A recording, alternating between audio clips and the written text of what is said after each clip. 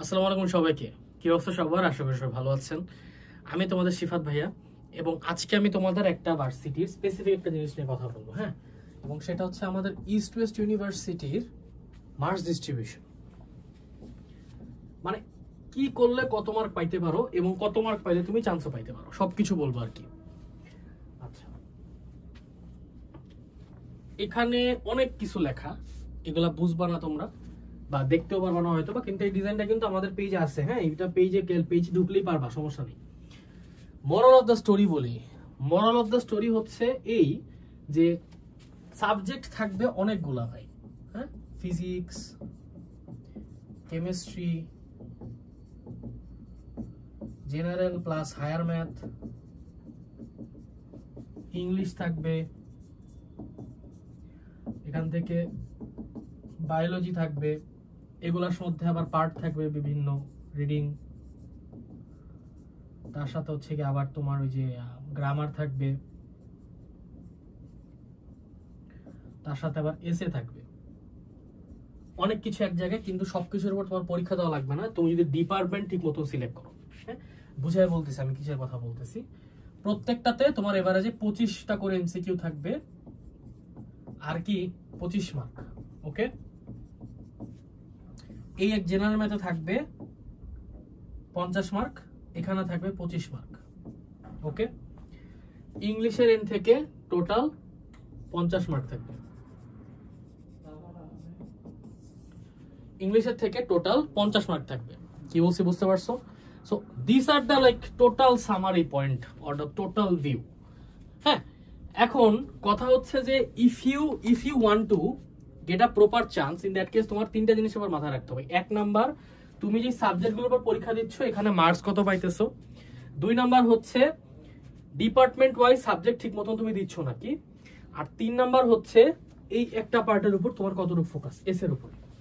কারণ ইংলিশ সবার জন্য, আমি যদি একটু এক্সপ্লেন করি, এগুলো হচ্ছে তোমার ডিপার্টমেন্ট, বুঝছো, আর এগুলো হচ্ছে সাবজেক্ট। হ্যাঁ, আমি আগে বুঝাই বললাম যে কোন সাবজেক্টের উপর কত পার্সেন্ট মার্ক, কিন্তু দিতে হবে কি কি। ইংলিশ, ল, ইনফরমেশন স্টাডিজের জন্য ইংলিশ, বিবি ইকোনমিক্সের জন্য ইংলিশ আর জেনারেল ম্যাথ, মানে টোটাল 50-50 100 মার্কের পরীক্ষা। CSC, triple E, IC, civil engineering এর জন্য English, physics, chemistry, higher math. B pharma এবং জেনেটিক্যাল ইঞ্জিনিয়ারিং এর জন্য English, physics, chemistry, biology. Data science, mathematics এর জন্য ইংলিশ আর হায়ার ম্যাথ।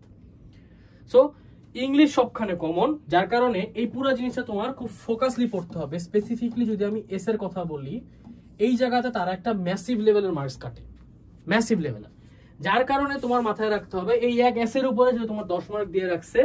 সো এই 10 মার্ক বেসিক্যালি তোমার তারা চেষ্টা করবে 10-এর মধ্যে পারলে তোমার যাতে 0 দেয়, কারণ বাকি অন্যখানে তারা তোমার কাটতে পারবে না, এটা তো তোমার যোগ্যতার উপরে।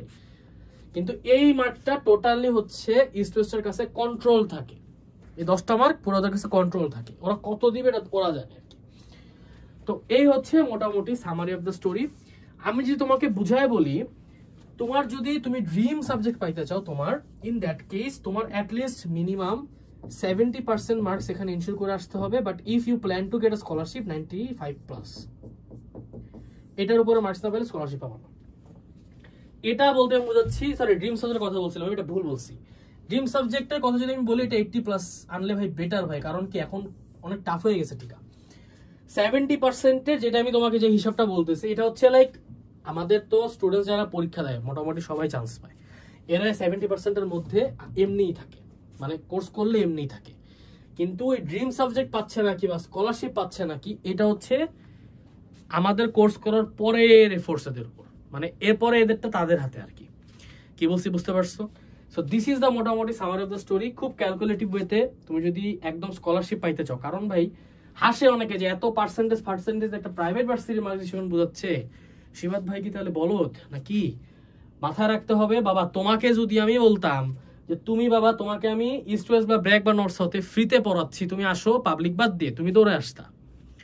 ঠিক আছে, এখন হয়তো অনেকে দৌড়ে আসবে না, কারণ তোমরা হয়তো বা অলরেডি মানে ভর্তি হয়ে যাওয়ার পরে, আসলে আমার ব্র্যাকে ভর্তি হওয়ার পর আমার নর্থ সাউথের চান্সেস ছিল না, থাকবে না কেন, অবভিয়াসলি ছিল, ইস্ট ওয়েস্ট আসতে পারতাম না, আসিনি কেন। আমার কলেজে ঢোকার পরে আমার লিটারেলি আদমজিতে পর্যন্ত, মানে আমার নিজের কলেজে ঢোকার পরে আমার আদমজির কাছে অফার আসছিল, আদমজিতে আমি ঢুকতে পারবো, মানে আই হ্যাড দ্য যে আমি আজমিরে ঢুকতে পারবো। বাট আমি তাও যাইনি, কারণ কি আমার রোফের প্রতি একটা ভালোবাসা জন্মায় গেছে। তো এখন বলে তো ডেফিনেটলি আসবে না, বাট আমি একটা এইচএসসি অ্যাডমিশন ক্যান্ডিডেটকে যদি বলি ভাই তোমার পাবলিকে পরীক্ষা দেওয়া লাগবে না, তুমি চিল থাকো, তুমি জাস্ট প্রাইভেটে পরীক্ষা দাও, তোমাকে আমি ফুল 100% স্কলারশিপ পড়াচ্ছি, সে কি রাজি হবে নাকি হবে না? অবভিয়াসলি হবে, তাই না? সো এই কারণে বেসিক্যালি ক্যালকুলেশন বুঝাচ্ছি, কারণ এখানে তুমি 15 লাখ টাকা বাঁচাচ্ছ ভাই, যদি স্কলারশিপটাও পাও প্রাইভেট ভার্সিটিতে 15 লাখ টাকার মতন বাঁচাচ্ছ। দ্যাট ইজ ওয়াই আমি এত এক্সপ্লেন করি। আচ্ছা, টোটাল সামারি বুঝলাম। ক্যালকুলেশন কি করতে বলতেছি, হায়ার ম্যাথে কত পাইতে পারো, কেমিস্ট্রিতে কত পাইতে পারো, বাট টোটাল মার্কসে যেন তুমি 70% প্লাসের উপরে থাকো, এটা এনশিওর করবা। এন্ড এগুলার যে পাস সাবজেক্ট, এটা তো মাথায় রাখতে হবে। ইস্ট ওয়েস্টে আমি 50%ই ধরে রাখি আর কি, মানে প্রত্যেক সাবজেক্টে কমপক্ষে যে তুমি 50% মার্কস এনশিওর করো, এবং টোটালে যেন তুমি 70%-এর উপর এনশিওর করে আসো। কি বলছি বুঝতে পারছো? So this is the summary point আর কি। এই হচ্ছে মোটামুটি কথাবার্তা। ইনশাল্লাহ সবার সাথে দেখা হবে নেক্সট কোনো গাইডলাইন ভিডিওতে। কারো কোনো কোয়েশ্চেন্স থাকলে কমেন্ট সেকশনে জানাও, এবং অবভিয়াসলি ইস্ট ওয়েস্ট রিলেটেড কোনো প্রশ্ন থাকলে যদি কোর্স কিনে থাকো, আমাদের অবভিয়াসলি আমাদের ডিসকর্ড সেকশনে একটু অ্যাক্টিভ হও। ইস্ট ওয়েস্টের পোলাবেন্ড একটু কম অ্যাক্টিভ, কেন আমি জানি না রাইট নাও, হয়তো বা এখনো ওভাবে প্রিপারেশন শুরু করেনি, but BRAC notes already active হয়ে গেছে। বাট ইস্ট ওয়েস্টের পোলাবেন্ডও একটু অ্যাক্টিভ হও, ঠিক আছে? তুমি কোর্স কিনে লাগলে তুমি অ্যাক্টিভ হও, তোমার সাথে সাথে বন্ধুরা অ্যাক্টিভ হবে। ওকে, থ্যাংক ইউ সো মাচ। ইনশাল্লাহ সবার সাথে দেখা হবে নেক্সট কোনো গাইডলাইন ভিডিওতে। টিল দেন, আসসালামু আলাইকুম।